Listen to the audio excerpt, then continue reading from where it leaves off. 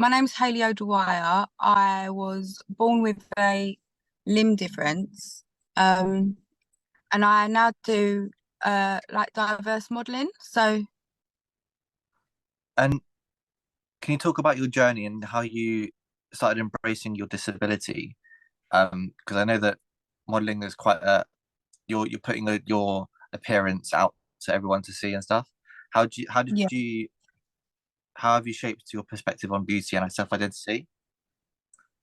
obviously I was born with a limb difference. So I've never really known any different, but I knew I was different, right? So I've had prosthetics. So it's my right arm. So I've had prosthetics made since I was like 3 months old. Um, but when I was younger, I never used to be interested in sort of wearing a prosthetic, or I think I didn't wear it until I was about 18, 19. Um, so yeah, like I didn't know anyone with a disability. So, and I wasn't treated any different because I had a disability. Um, so yeah, and obviously back then there was no sort of diverse models that I could relate to or anything like that. But yeah, I think when I left school, I started to wear a prosthetic. I think that's when maybe my confidence dropped a little. So up until then, I was confident with who I am.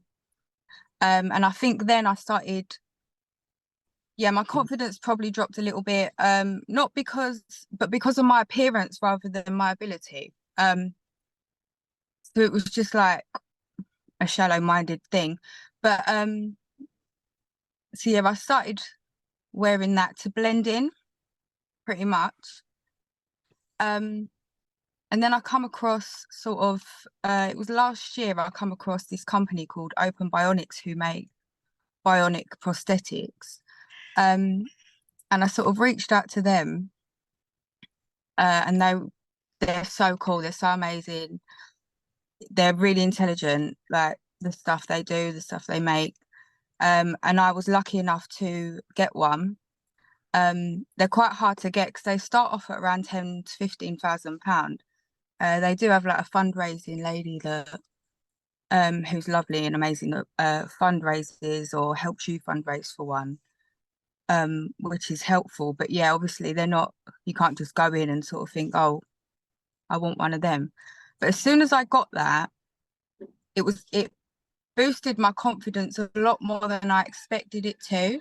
So the prosthetics that I used to wear would be like, they're called cosmetic prosthetics. So they're meant to look like um an arm basically or a limb, but they don't. Do you know what I mean? They don't really. So I used to like wear long sleeves and I never really wore what I wanted to wear because I wanted to blend in. And then yeah, my bionic arm, they was like, what colour do you want? And I chose black. So I went from like sort of blending in to wanting to stand out and celebrate it in a really short space of time. And it just brought my confidence back. So yeah, my journey with that is pretty much that. Um but yeah, there was never any diverse models when I was younger. There's a few now and they're doing really amazing things. Um so yeah, because I'm sort of comfortable with my disability, I thought, why would I not, like, I don't mind putting myself out there in hope that, maybe someone younger or a young little girl with a limb difference can't relate to people like I used to not be able to. And you spoke about the fact that there wasn't much representation when you were growing up. What sort of challenges did you face getting into the industry and being seen for who you are? Um, so I'm quite lucky. I've only been modeling for I think just over a year now.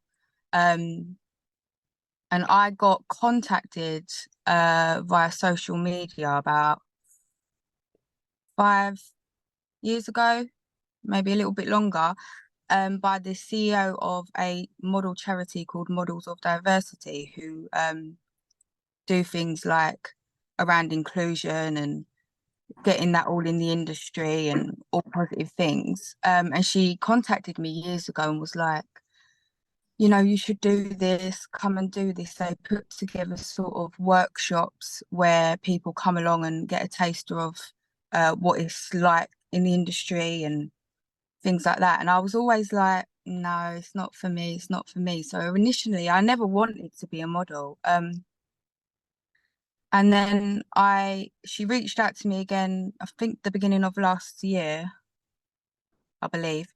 Um, and she was like, we're gonna do one, come along to it. And I was like, do you know what? I'll go. Like, why not? And I went and I thought the whole time I was thinking that's not for me. And then after I'd done it, I thought, do you know what? It actually might be for me. Um, and while I was there, she was like, I'm going to put you forward to this agency. I want you to speak to them. So I was like, okay, yeah, we'll do that. I spoke to the agency, they signed me. Um, and yeah, that's probably when I come to the realization that, I don't mind doing that and being involved in inclusion and diverse and like it's quite, I do it for that reason rather than, like, oh, I model and I do this and I do that. Like it's more about, yeah, you can do it. It can be done. It should be done. Don't let your disability stop you. There's no limits to it. So I've not really faced any sort of barriers as of yet. I mean, I'm fully aware that I may do. But my experience has been quite nice, because obviously the people that want me to model for them are about inclusion as well. So everyone's quite understanding, and the people that I've worked with get it. Like if you get it, you get it. So I've not yet, I've been lucky enough to not yet had any sort of stop sign. So And for you, with your platform on social media and stuff, and the work you're doing to promote inclusion and diversity in the modeling industry, is it how important is it for you to for disabled people to be seen for being themselves and being as beautiful as they can be? yeah, I think it's so important. I mean, I'm pretty rubbish on social media. I do post, and I'll post things, like maybe a shoot that I've done or a fashion show or and I also use my social media to because before I went into sort of the modeling industry and I'd never been to any sort of event, I didn't know anyone with a disability. So I'd never sort of, yeah, I've never sort of had any sort of relationship, friendships with them sort of people. And then when I started to meet them and, they'll tell me their story and it's like, oh my God, like they're really cool, they're really inspiring, they're amazing, they're passionate, all of these things. So I've built nice friendships in a little disabled community. And obviously they have social media and they're doing different things. And like I'll share that on my social, for people that don't have the confidence to do it because they might think it's not possible for them. It's like it is possible for you. You can do it. I think it's important that that support's there and that people do see it. And it's always positive things. Like even if you're not disabled and you post a positive thing, like that's really cool. Like just because you're disabled doesn't mean that you can't do it or you shouldn't be posting it or it's a celebration at the end of the day. Like it never used to be a thing and now it's a thing. Um and people are sort of recognizing that how important it is. So yeah, I think it's really good. But yeah, I'm pretty rubbish on social media. I don't really post a lot of stuff, but I will post the odd fashion show and but and other people are posting what they're doing and you know, all people like in the disabled community and yeah, I think it's important for disabled people to see and people without a disability to see because some people do need to be educated a little bit and some people want to be educated about it, some people don't. That's entirely up to them, but I feel like it's not forced upon them. But if it's there. And how has your family responded to you becoming up doing the modeling and stuff? Have they been supportive of it? Yeah, my family have been really supportive of me. I've got really good friends and family. Um, yeah, you can imagine, really proud of me. So, because I was born with a disability, I've never been treated as if I have sort of a disability or any different or, extra, looked after or anything like that. And I think when I was a young adult and I went through that stage of wanting to fit in and like wasn't being my authentic self really. Mm. Um, so it wasn't really that I accepted that I didn't have a disability. I was just more like didn't want to draw attention to myself. But yeah, as I've got older and I've realized, it's not a negative thing for me.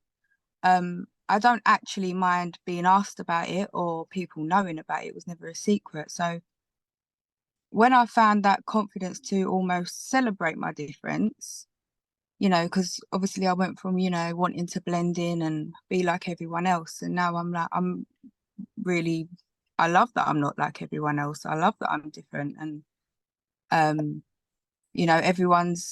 someone can have the same disability, but not be able to do certain things. And some people can be able to do certain things. Like, I'm quite lucky. So, yeah, I think for them, they was quite shocked that I was actually gonna do it and put myself out there and not care because yeah, for a long time I sort of wanted to be like everyone else or look like everyone else. So I don't think they realized there was going to be a time where I'm like, you know, not yeah, maybe proud, I guess. I think So it like, especially when you're growing up with a disability, I think it'd be hard. Like you go through those like moments where you do isolate yourself and you see yourself as different. Like I remember when I was probably in my teenage years as well, like being so like not ashamed, but not wanting people to see me for my disability. And then like yeah, when I got past my last surgery, like I remember feeling like actually this is helping me create my narrative, create my identity, and I should be proud of it. yeah, definitely. Yeah, I think a lot of this. I think for me personally, it was more like not that I didn't want to show that I had a disability. It was more of I don't want to show you that I've got a disability and then you treat me any different to anybody else. Does that make sense? So it Yeah. was like I don't want to be treated differently. Um, Whereas now it's like, you can't help how other people treat you. Um, it's one of them things, and before when I was younger, it was almost like if I weren't given some sort of opportunity or a chance because of my disability, I wasn't the type of person to be like, well, I can prove that I can do it. I was just like, okay, and I would sort of let it slide. I don't mind, I'm probably more educated now and understanding of other people's points of view because I understand that not everybody knows about disability and people's abilities and all of that. So it's almost like I also have to take into consideration that, some people are probably not even being rude or inappropriate. They just genuinely don't know, right? So different points of views, I think, and as you grow up, I think that they change, different experiences change your way of thinking. And so, yeah. If you could go back and speak to yourself when you were in that moment of really struggling, what advice would you give yourself? Um, I would probably remind myself that, beauty, like difference, like I think people's now as an adult, and I didn't back then, like I think what makes people different is what makes people beautiful. So, as when I was younger, I knew that I wasn't not able to do things that people thought I weren't able to do. And it wasn't that I couldn't accept that I was disabled. It was more of other people going to accept me because I'm disabled, right? So I'd probably tell myself, if people don't accept you because you're disabled, that's got nothing to do with you. I think it happens to a lot of people. I think, you go through the process of not caring and caring Mm. maybe, or maybe caring what other people think. But I think until you've got that confidence in yourself where no one can take that away from you, no matter what, you're not quite you're not quite there. But I think that starts in yourself. If you could give advice to someone who's struggling with low confidence, whether they've got a disability or not, what would you say? So I do think it starts off, you have to do the inner work. Like it really does start off with yourself. You need to, if you have got a disability, I think you need to be at peace with your disability, accept it, and then to grow confidence. I mean, I had a conversation with somebody about this the other day, and they said to me, because I'd never thought about it really before, but I agree with them. And it was like, if you say you can do something and you're gonna do something, follow it through, and then once it's done, you'll feel confident about it, and then sort of, make it a habit. Bring yourself in the deep end is a good kickstart, I guess. But if people are not ready for that, then baby steps to just doing things for yourself, make you feel good, following it through, making promises to yourself and keeping that to yourself, and yeah, just building your confidence up like that. But I do believe it's definitely with yourself. Don't rely on others to make you feel confident, because you know that could easily be took away from you. But once you find that confidence within yourself, it can't, that it's gonna stay. Like Mm. no one can take that away. But yeah, I find it difficult to answer that question, because I do think everyone's different. I can only really, speak from my experience. It was kind of like, yeah, I'll do it. I said that I'll do it. I did it. And now I make it into a habit, and this is what I do. And it makes me feel confident about myself that I'm achieving what I said I would do. Mm. And just to make it a bit better, like I'm just hoping that there's someone out there that I can help, or someone might see what I'm doing and feel inspired to do the same sort of thing. Mm. It's like showing up, and even if you don't, if you fail the first Yeah, time trying. honestly, keep showing up. 9 times out of 10, no one's going to get it right the first time, or maybe the second or third, but keep showing up, keep pushing yourself, because I do think everyone's got it in them. Just make sure you put your best foot forward. Everyone's got potential in them, and as long as you make promises that you're going to do it and then you do it, then you'll sort of, if you didn't have the confidence before, it's like you're convincing yourself that you have, and then you're just, it's going to come. If you do the work, it's going to come. Amazing. Well, thank you so much for talking to me today, Hayley. Oh, thank you for speaking to me.